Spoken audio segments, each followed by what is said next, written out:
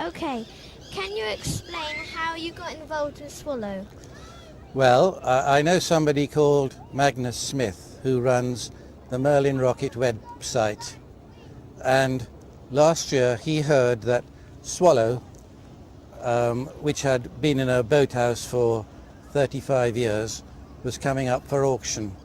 And he thought it would be a good idea to buy Swallow at auction and make it available for people to sail. So he put a message on the Merlin Rocket website, and I think 80 people, something like that, all contacted Mags, as he's known, and said they would contribute to a fund so that he could buy Swallow at auction, and that's what he did. Right, okay. How long did it take you to restore the vintage dinghy? Well, there was a firm of boat builders in the Lake District who said they would restore Swallow for free. One of the big paint companies, International Paints, supplied the materials, and this boat builder restored it for nothing. And I dare say they did the job when they had spare moments and so on. So I don't know exactly, but it was done last year in 2010. I don't know if they kept records of the time they spent, but it would have been fill-in tasks, I would imagine. If I was running a boatyard, that's how I would do it. Yeah. Okay. When was the boat first relaunched? It was relaunched in April this year, having come down to the dinghy show at Alexandra Palace in early March. It was at the dinghy show in early March and relaunched on Lake Coniston in April. Okay. And when Swallow is moored up, who sails her? Well, she's Mags looks after her, and he lives in Surrey, and I think he makes her available and tows her around to events and people who want to sail in her. Right, okay. May some of our cadets have a sail in Swallow? Of course they can. That's why she's here today.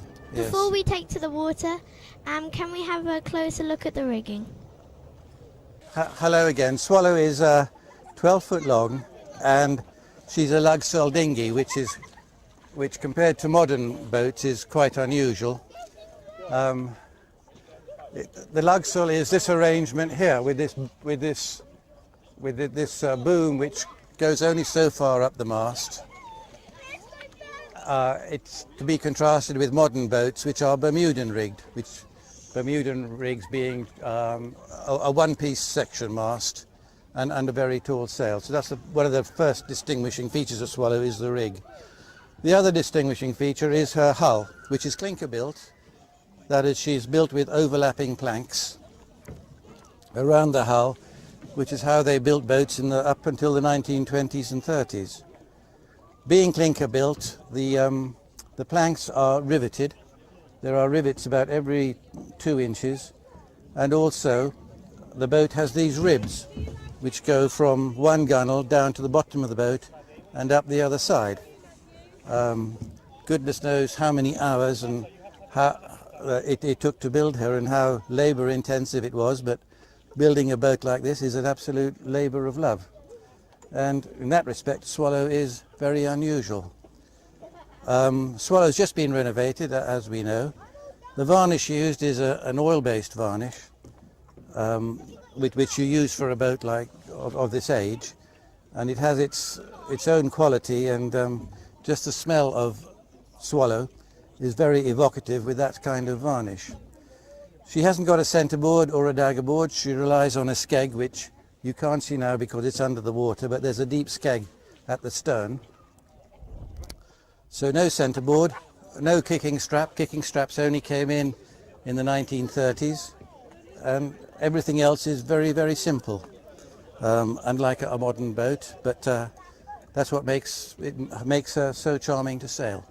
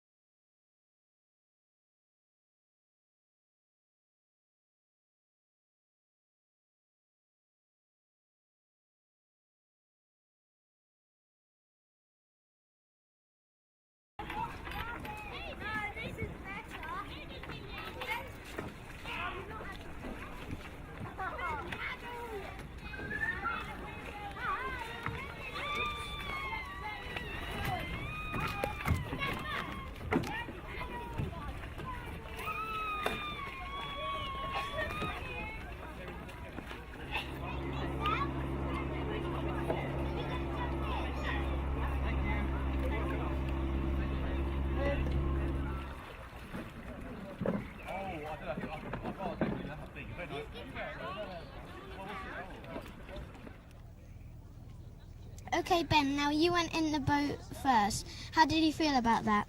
I felt very, very, very excited about going first, and I